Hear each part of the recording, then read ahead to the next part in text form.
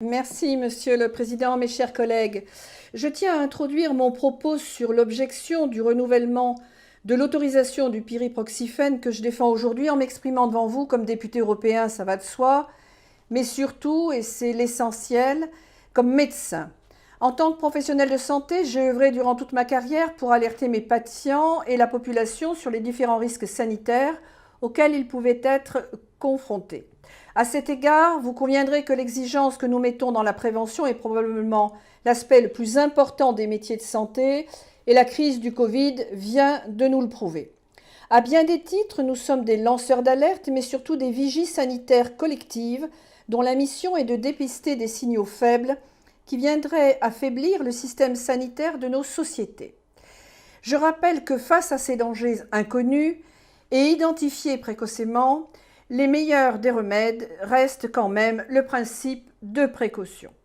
Concernant l'objection, vous aurez remarqué en la lisant en détail qu'elle s'articule autour d'un triptyque factuel non discutable. Premièrement, le pyriproxyphène est un pesticide qui bloque la croissance des larves et des insectes.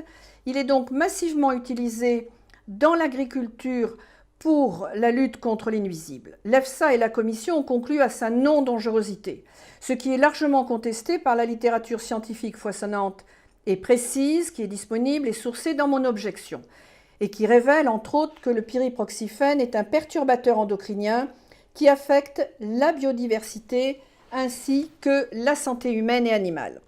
Deuxièmement, ce produit est utilisé au printemps, notamment quand des vergers sont en pleine floraison et devient à son tour donc responsable, comme les néonicotinoïdes, du déclin des pollinisateurs.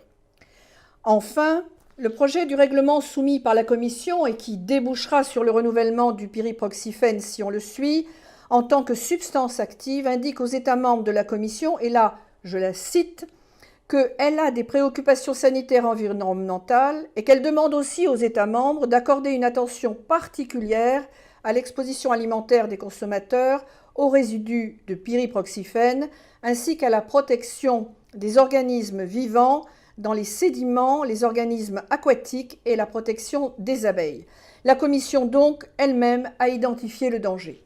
Mais dans le numéro incroyable d'équilibristes et en se rangeant derrière les recommandations de l'EFSA, elle décide manifestement de prolonger l'autorisation d'un produit pour lequel tous les voyants sont au rouge. En conséquence, je vous invite, mes chers collègues, à rejoindre les préoccupations d'un médecin lanceur d'alerte et à appliquer le principe de précaution en votant pour cette objection afin que le pyriproxyphène ne soit plus un danger ni pour les Européens, ni pour la biodiversité. Je vous remercie.